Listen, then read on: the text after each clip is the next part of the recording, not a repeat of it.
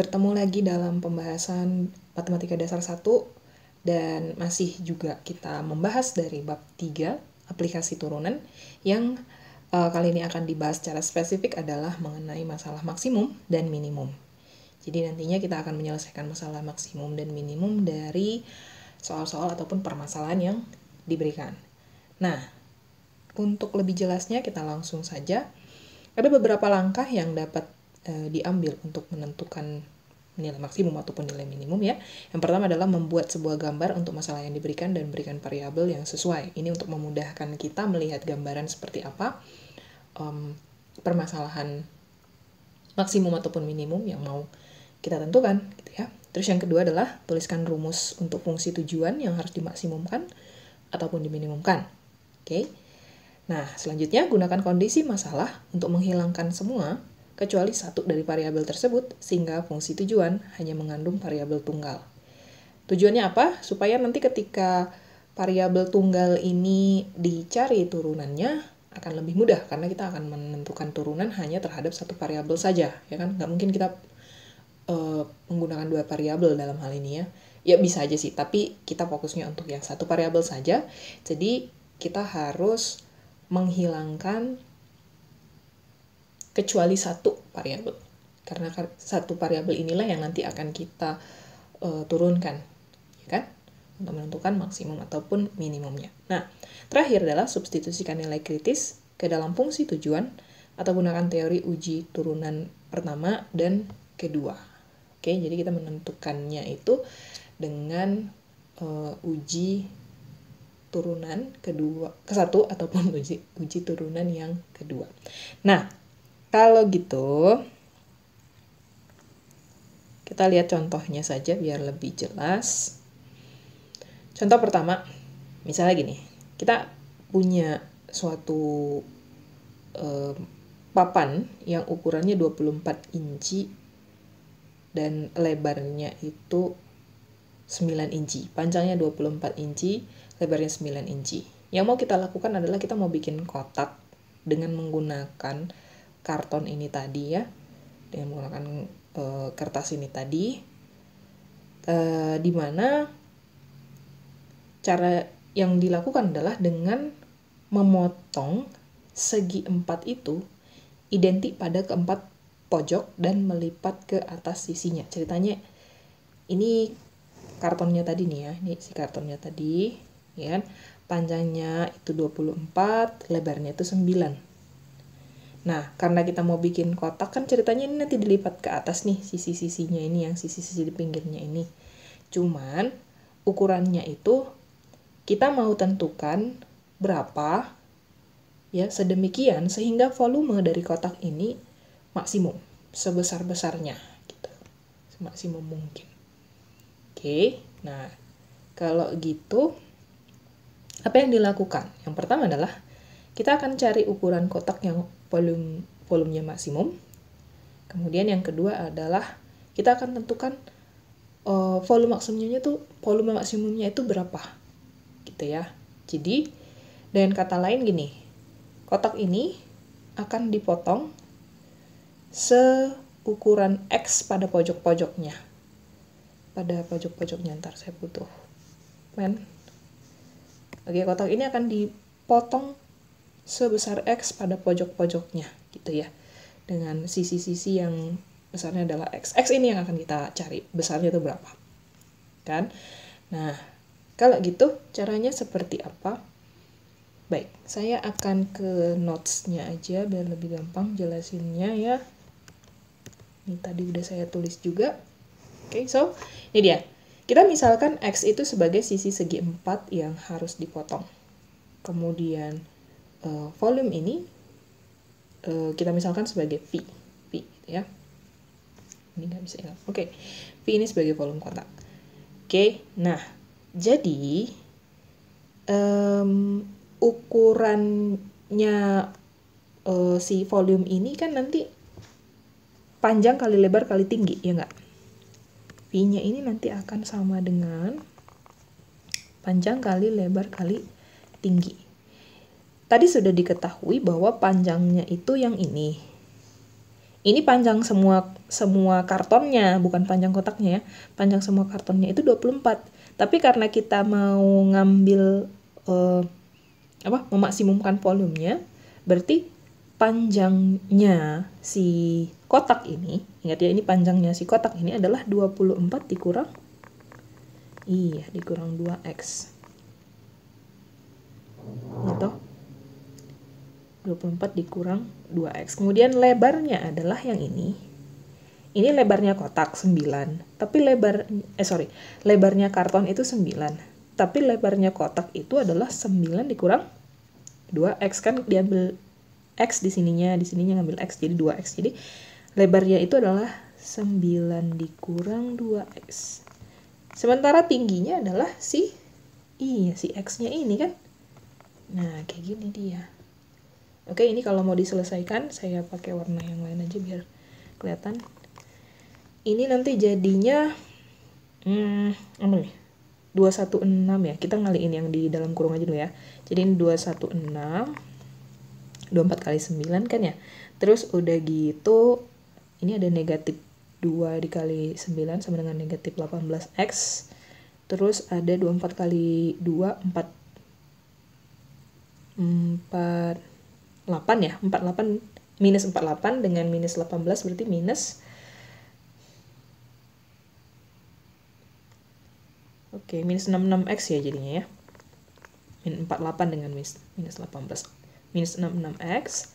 Terus minus 2x dikali minus 2x jadinya positif 4x pangkat 2. Ada x tadi di sebelah luar, kalau dikaliin ke dalam dia berarti jadinya 216 x dikurang 66x pangkat 2 ya kan ya. Terus udah gitu ini 4x pangkat. Oke, ditambah ya, ditambah si 4x pangkat 3. Nah, ini volumenya dalam bentuk persamaan. Tugas kita tadi adalah memaksimumkan volume dari kotak ini.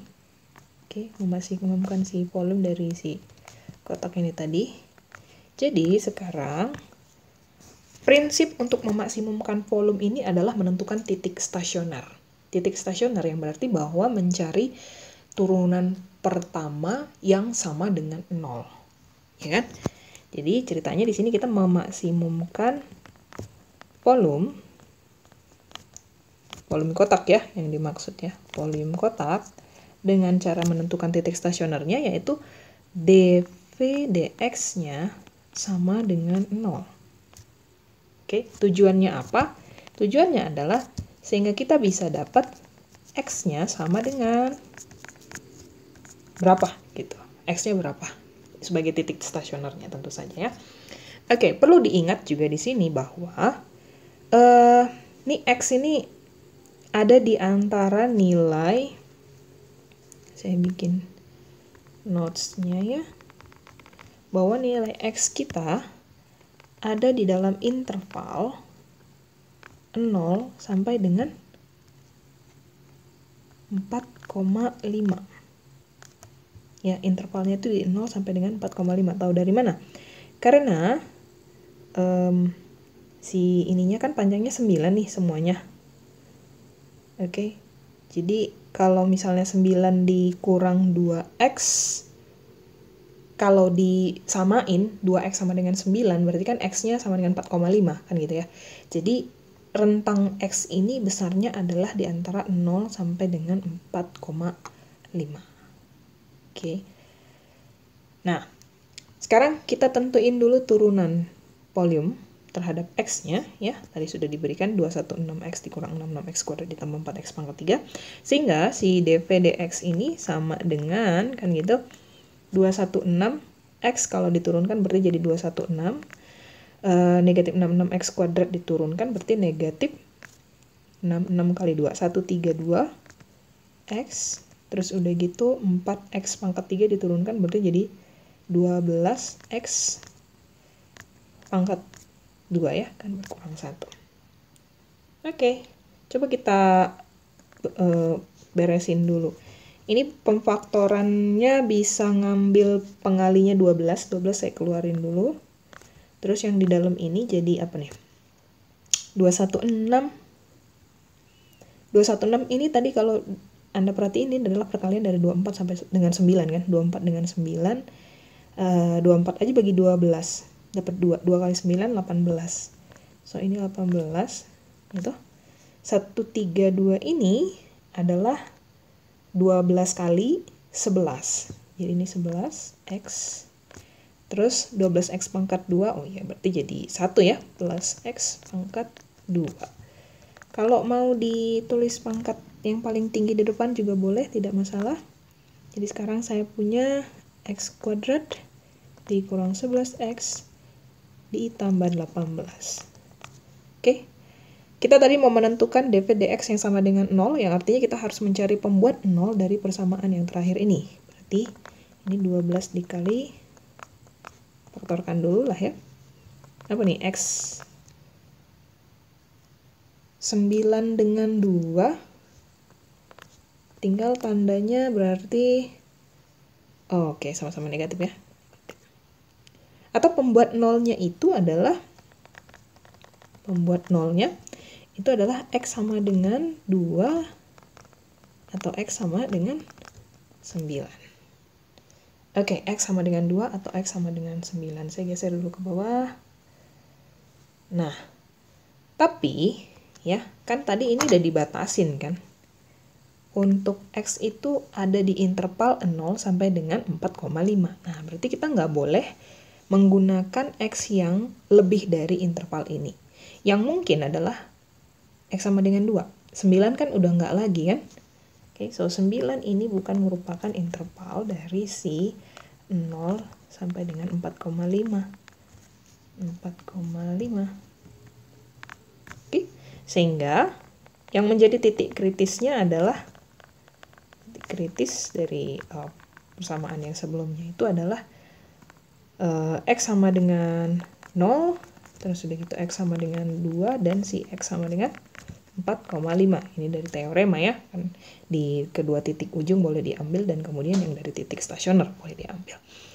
Nah, kalau kita ambil untuk X sama dengan 0 ya, untuk X sama dengan 0, terus kita substitusi ke volumenya, ke V, apa yang terjadi? Mana tadi volume saya? Oke.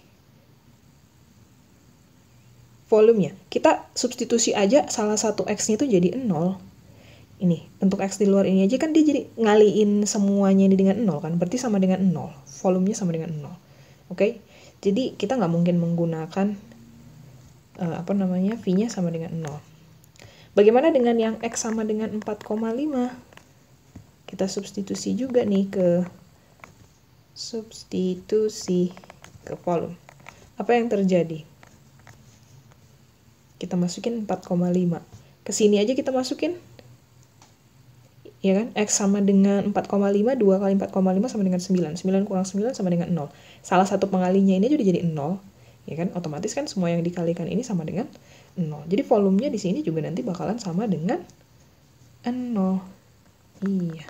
Nah, apa yang terjadi kalau misalnya kita pakai X sama dengan 2? Lalu kita substitusi ke volume tadi. Substitusi ke volume.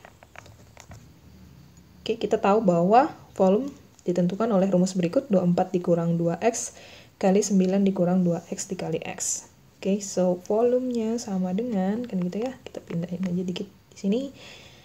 24 dikurang 2 kali X kurang 4. Terus udah gitu 9 dikurang 2 kali X berarti 4. Terus dikali dengan X, X-nya tadi sama dengan 2. Atau ini sama dengan 20 kali 5 kali 2. 5 kali 2, 10. 10 kali 20 sama dengan 200. Didapat nilainya, didapat volumenya gitu ya. Nah, dan kata lain gini, bahwa kotak ini akan memiliki volume paling maksimum apabila bagian yang dipotong tadi atau X-nya ini tadi sama dengan 2, di mana volume maksimumnya adalah 200 dalam satuan tadi apa? Inci. Saya lupa satuannya, inci atau senti. Ya, inci ya, dalam satuan inci ya. Boleh kita tulis di sini lah ya. Jadi,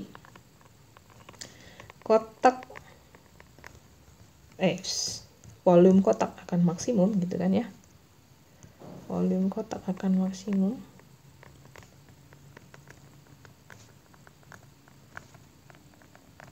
Oke, untuk X sama dengan 2 ya, atau dengan kata lain panjangnya itu tadi sama dengan panjang kotak ini tadi sama dengan 24 dikurang 2X. 24 dikurang 2X, yang tadi 24 kurang 2X tadi sama dengan berapa? 20 ya, panjangnya sama dengan 20. Terus udah gitu, kita nyontek sini aja lah ya, lebarnya sama dengan 5 dan tingginya sama dengan 2. Nah kan, ini untuk si kotaknya, dimana volumenya itu sama dengan 200 inci pangkat 3. Gitu ya caranya ya. Oke. Nah, itu persoalan nomor 1. Sekarang kita ke persoalan selanjutnya.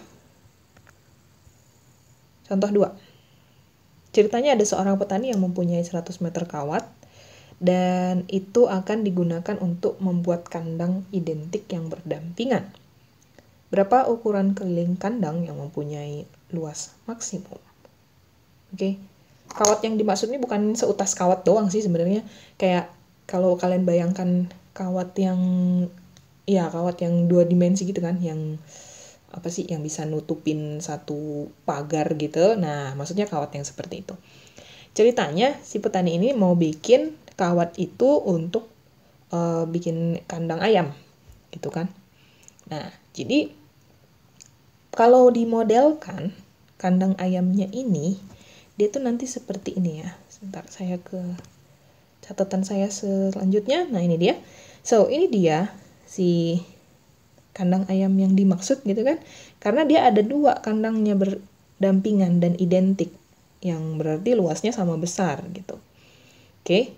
Nah, si kawat ini panjangnya itu adalah 100 meter. Tapi kita modelkan dari atas ya. Jadi kita kayak ngelihat model secara 2 dimensinya dari arah atas. Jadi kita kan hanya memikirkan si panjangnya doang kan. Jadi boleh diambil dari atas aja gitu. Nah, tadi ya kita mau bikin bentuk kandangnya itu seperti demikian, identik dia. 2 kandang yang identik dan berdampingan. Oke. Jadi ini tuh gini. Ini kita misalkan sebagai Y. Ini kita misalkan sebagai X. Panjangnya kita misalkan sebagai Y, kemudian lebarnya kita misalkan sebagai X. Karena jadi 2 kandang, ini kan dipisah lagi nih, dikasih 1 sekat lagi nih. Nah, ini kita kasih nama si X juga, karena kan samanya, ini kan sejajar. Nah, artinya bahwa untuk total kawat yang 100 meter ini, kita boleh memodelkan persamaannya sebagai berikut, yaitu 3X ditambah 2Y sama dengan 100. Seluruh total panjang kawat kan 100 tadi. Next, apa yang kita punya kalau gitu? Kalau sudah tahu 3X tambah Y sama dengan 100. Nah, seperti tadi sudah disebutkan sebelumnya, kita mau bekerja itu di satu variabel aja. Sebisa mungkin kita eliminasi variabel yang lainnya. Nah, dalam hal ini kita mau bekerja di variabel X saja. Ya. Jadi kita ubah dulu Y-nya ini ke dalam X. Caranya bagaimana? Caranya ya seperti aljabar biasa ini kan. Karena kita tahu 2Y sama dengan 100, maka Y-nya 100 kurang 3X gitu loh. Y-nya ini sama dengan, bagi 2 aja ya, 50 dikurang 3/2X. Oke, kita akan bekerja dengan Y sama dengan 50 dikurang 3 per 2X, sementara X-nya tetap sebagai X, gitu ya. Nah, luas total, kita pakai notasi A, oke, di mana A ini nanti sama dengan X dikali Y. X dikali Y. Ini maksudnya luas ininya doang ya, sisi luarnya ini aja ya, sisi luarnya. Nah, ini berarti sama dengan, kan gitu kan, X dikali, iya betul, 50 dikurang 3 per 2X. Sehingga ini sama dengan 50X dikurang 3 per 2X pangkat 2. Oke, 50X dikurang 3 per 2X pangkat 2. Nah, kalau gitu, apa yang dilakukan selanjutnya? Oke, yang akan kita lakukan selanjutnya adalah X ini harus diingat, dia itu terbatas di 0, ya kan, sampai dengan 100 per 3, karena kan ini dibagi 3 dia toh. Ya, X ini berada di dalam interval 0 hingga 100 per 3, karena maksimum, total kawat itu adalah 100, dan X ini kan dibagi jadi 3, jadi 100 per 3. Oke, nah, yang berarti bahwa kita akan memaksimumkan, ya, jadi kita akan memaksimumkan nilai A pada saat X-nya berada di dalam interval 0 hingga 100 per 3. Ingat, harus dibuat juga batasannya, di batasan variabel yang mau kita cari ini. Oke, next, kalau gitu, kita akan memaksimumkan si A ini ya. Caranya bagaimana? Ya tentu saja kita menggunakan konsep dari turunan pertama ya, bahwa kita tentukan titik stasionernya. Jadi dA dx yang sama dengan 0 ini memberikan nilai yaitu dA dx-nya dulu kita tentuin 50. Ini ceritanya diturunin terhadap X. 50 ya, turunan dari 50X adalah 50, kemudian 3 per 2X kuadrat kalau diturunkan dia jadi 3X doang. 3 per 2 kali 2 kan gitu ya. Ada tanda negatif di sana, jadi 3X. Oke, untuk 50 dikurang 3X yang sama dengan 0, kita harus tentuin nilai X-nya, penyelesaian X-nya, yang berarti 3X sama dengan 50-nya ini. Iya, jadi X-nya 50 per 3. Oke, jadi dari sini kita punya 3 titik kritis. Ada 3 titik kritis. Yaitu X sama dengan 0, X sama dengan 50 per 3, dan X yang sama dengan 100 per 3. Masing-masing kalau kita coba uji untuk X yang sama dengan 0 dan X yang sama dengan 100 per 3, oke, apa yang terjadi pada A-nya? Sudah bisa ditebak sebenarnya, ya kan? Kalau pakai 0, ini kasih salah satu pengalinya, X-nya ini jadi sama dengan 0, kan 0 dikali semua yang di dalam ini, otomatis jadi 0, gitu. Terus udah gitu ngambil X-nya sama dengan 100 per 3, apa yang terjadi di sana? 100 per 3 ini jadi 3 per 2 kali 100 per 3 sama dengan 50, ya nggak? 50 kurang 50 sama dengan 0. Otomatis ini A-nya juga jadi sama dengan 0. Nah, jadi dalam hal ini ketika kita ambil titik-titik ujungnya di X sama dengan 0 dan di X sama dengan 100 per 3, A-nya sama dengan 0. Gitu. Oke, mungkin fenomena ini bisa kalian temukan juga nanti di soal-soal yang lainnya ya. Nah, tapi kalau misalnya X-nya yang sama dengan 50 per 3, apa yang terjadi pada A-nya? So, A-nya sama dengan A tadi apa rumusnya? Oke. X dikali 50 dikurang 3 per 2X. Masukin X-nya sama dengan 50 per 3. Saya harus kecilin ini biar saya ingat nih. Oke. Ini adalah 50/3. Saya langsung pakai ini aja ya. Saya nggak tulis lagi, jadi 50 dikurang 3/2 dikali X-nya tadi 50/3. Ini kita beresin dulu. Ada yang bisa dicoret? 3 dengan 3 ya. Oke, terus udah gitu 50 dengan 2. 50 dengan 2 dapat 25. 50 kurang 25 dapat 25 ya. Jadi ini adalah 50/3 dikali sama 25. 50 kali 25, 25 kali 5, 125. 125 kasih 0 di depan, kasih 0 di belakang, jadi 1/250/3. Ini adalah luas si kandang ayamnya tadi. Ya. Tadi kita mau nentuin si X dan Y-nya ya. Oke. Jadi kita bisa tuliskan sebagai berikut, maka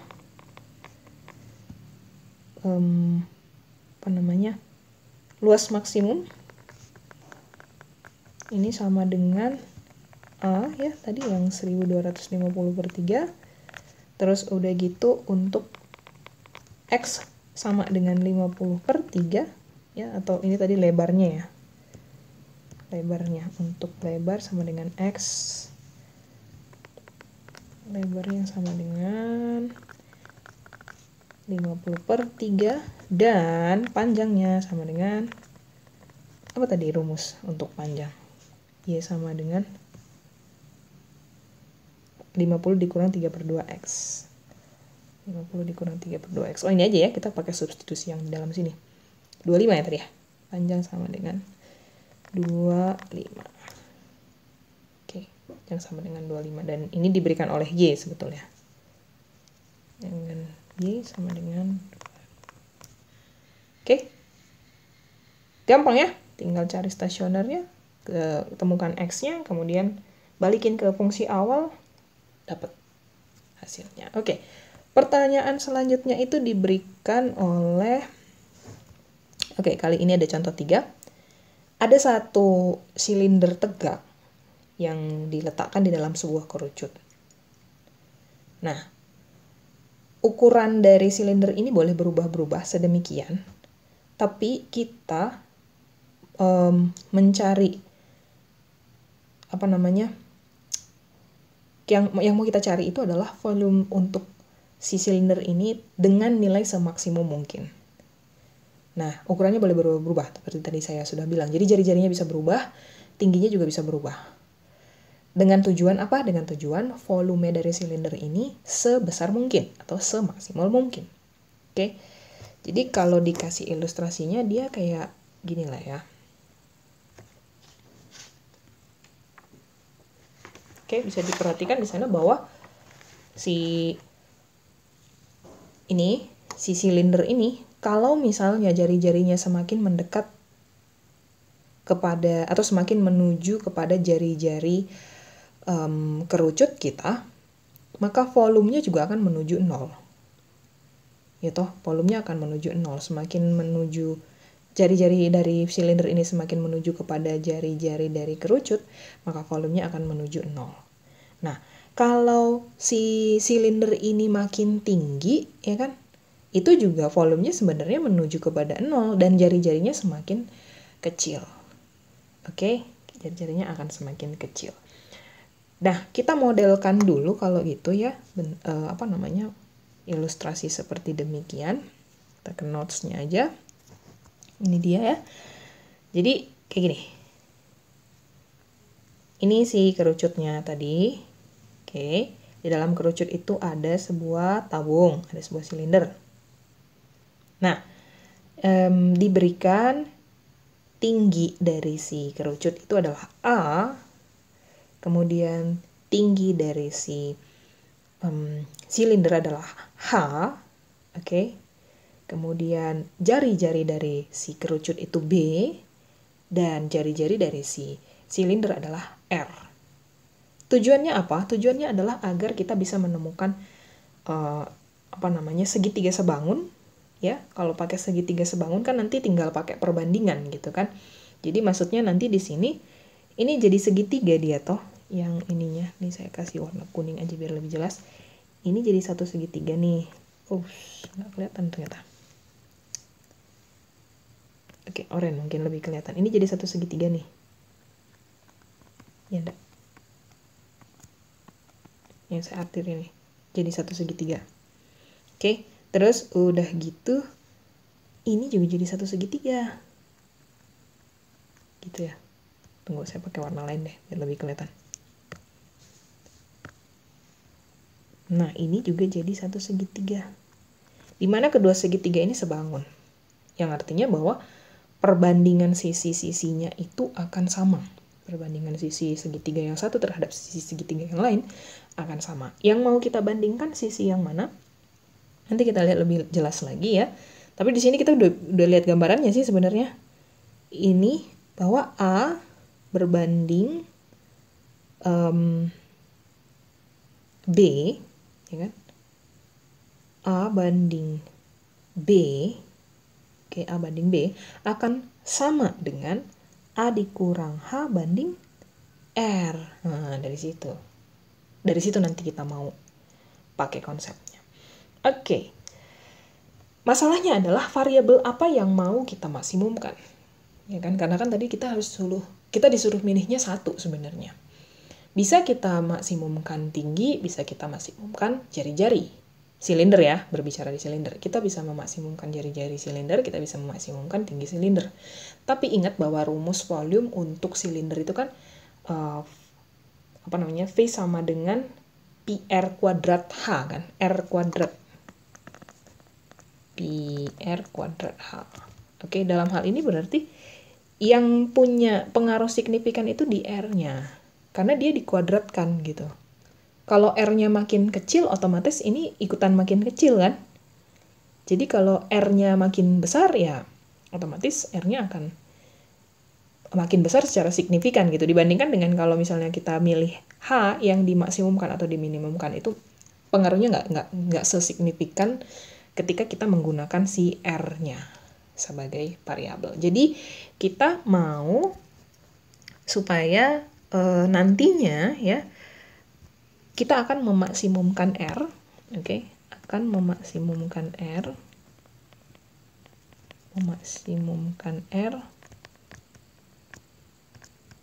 agar volume silinder juga nanti maksimum.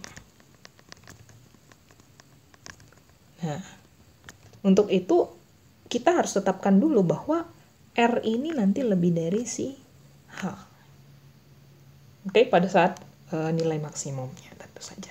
Nah, apa yang kita lakukan kalau gitu? Kita bisa langsung aja ya, bahwa tadi kita tahu bahwa volume silinder diformulasikan oleh, pakai V aja deh ya, V sama dengan Pi R kuadrat H. Oke, pada segitiga sebangun, tadi udah sempat kita bahas juga sebelumnya, ya, pada segitiga sebangun, kita ketahui bahwa perbandingan antara si A per B ini sama dengan perbandingan antara si yang ini, yang kecilnya ya, segitiga kecilnya, A dikurang H dibagi si R. Oke. Nah, kalau gitu kita bisa nentuin H-nya dari perbandingan ini. Caranya gimana nih? Oke. Jadi kayak gini dia ya. Ini kita kasih ekivalensinya aja ya. A dikurang H akan sama dengan R dikali A per B, atau H ini sama dengan, kalau pindah ruas jadi negatif, berarti A dikurang R dikali A per B. Oke, A dikurang R dikali A per B. Baik, hanya ini kita substitusi ke volume. So, kita substitusi H ini ke volume, sehingga didapat ya tadi volumenya itu kan sama dengan PR kuadrat dikali H ya. Hanya ini kita substitusi sebagai A dikurang A per B kali R. Saya mah cuman bikin biar lebih rapi aja sih, A per B-nya saya tulis ke depan gitu. Oke, nah jadi ini sama dengan, kita beresin dulu, Pi dikali AR pangkat 2 dikurang Pi dikali A per B, iya, R pangkat 3 ya. Oke, nah ini yang mau kita cari maksimumnya. So, maksimumkan Pi. Maksimumkan Pi. Gitu. Tapi harus diingat, sekali lagi saya ingatkan, R-nya ini harus punya interval. Interval R berada di, coba perhatikan, ini R-nya ya. R ini nggak bisa lebih daripada jari-jari si kerucut kan, si B-nya kan. Jadi dia itu berada di antara 0 sampai dengan, iya, B. 0 sampai dengan B, ingat ya. Jadi kalau di luar ini mungkin nggak kita pakai. So, kita maksimumkan si V-nya, kita dapat dP dR-nya sama dengan, kan gitu ya, cari turunan, 2V AR dikurang 3V A per B R-nya pangkat 2. Oke, apa yang bisa dikasih keluar? VAR-nya boleh ya. Oke, dikali sama 2 dikurang 3 per B kali R. Oke, dalam hal ini kita tahu bahwa titik kritisnya, ya kan, titik kritis di, cari aja pembuat nolnya toh, di R sama dengan 0, kalau dari sini di R sama dengan 0, dan juga di R sama dengan, ini apa nih, 2B per 3 ya, kan ceritanya gini, 2 dikurang 3B 3 per B R sama dengan 0. Jadi pembuat nolnya itu ada di saat R-nya sama dengan, iya, 2B per 3. Dan juga yang tadi, yang titik ujung satu lagi, R sama dengan B. Oke. Nah, pada saat kita coba cek untuk di nilai R sama dengan 0 dan di R sama dengan B, volumenya itu akan sama dengan 0. Ya kan? Di sini 0 kali 0 aja dia jadi 0. Terus pada saat kita coba R yang sama dengan B, R yang sama dengan B,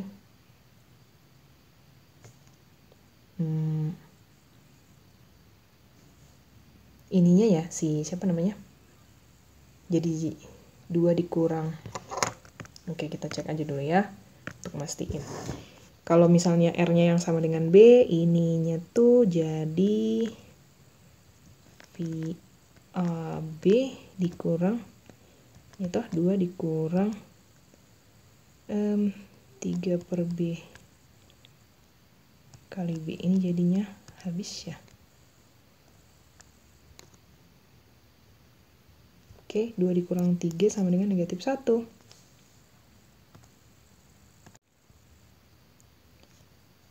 Sorry, ralat ya. R sama dengan B-nya tuh bukan dipindahin ke DV/DR, tapi dipindahin ke V. Oke, ambil R yang sama dengan B.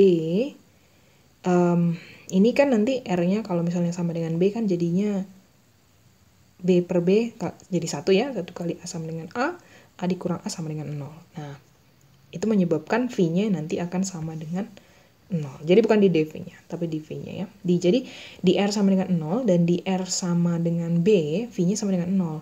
Tapi untuk R yang sama dengan 2B per 3, apa yang terjadi? V-nya sama dengan, oke, rumus V tadi adalah PR kuadrat kali A dikurang A per B kali R. PR kuadrat ya kan, A dikurang Berapa nih? A per B. Oke, ini tetap pakai A per B ya.